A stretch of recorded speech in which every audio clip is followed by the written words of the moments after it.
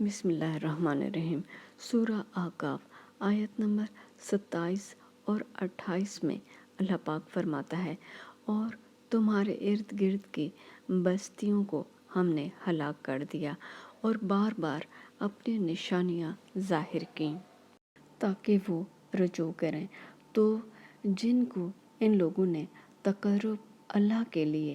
یعنی اللہ کا قرب حاصل کرنے کے لیے اللہ کے سوا معبود بنایا تھا، انہوں نے ان کی کیوں مدد نہ کی، بلکہ وہ ان کے سامنے سے گم ہو گئے، اور یہ ان کا جھوٹ تھا اور یہی وہ افتراء کیا کرتے تھے۔ افتراء یعنی من گھڑت باتیں کیا کرتے تھے۔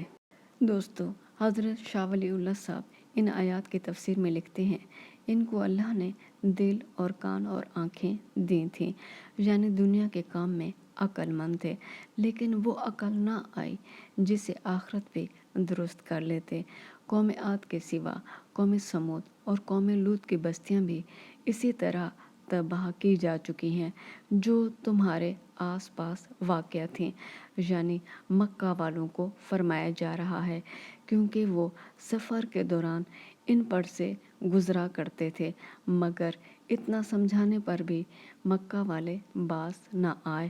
یعنی ان کا خیال تھا، جن بتوں کی نسبت کہا کرتے تھے کہ ہم ان کی عبادت اس لیے کرتے ہیں کہ یہ ہم کو اللہ سے نزدیک کر دیں گے، یعنی یہ اللہ کا قرب ہمیں دلا دیں گے اور بڑے درجے پر لے آئیں گے، وہ اس آڑے وقت میں بھی کیوں کام نہ آئے جب اللہ نے ان کو عذاب دیا۔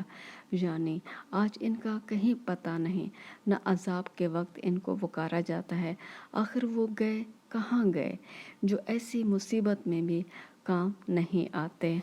ظاہر ہے کہ بتوں کو خدا ماننا اور ان سے امیدیں قائم رکھنا اور محض جھوٹی اور من گھڑت باتوں کے ذریعے سے یہ مشہور کرنا کہ یہ ہمیں اللہ تک پہنچا دیں گے، یعنی یہ ہمارے سفارشی ہیں جو ہمارا کام نکلوا دیں گے۔ دوستو، یہی عقیدہ ہمارے آج کے علماء درباروں کے پیروں کے حوالے سے بات کرتے ہیں۔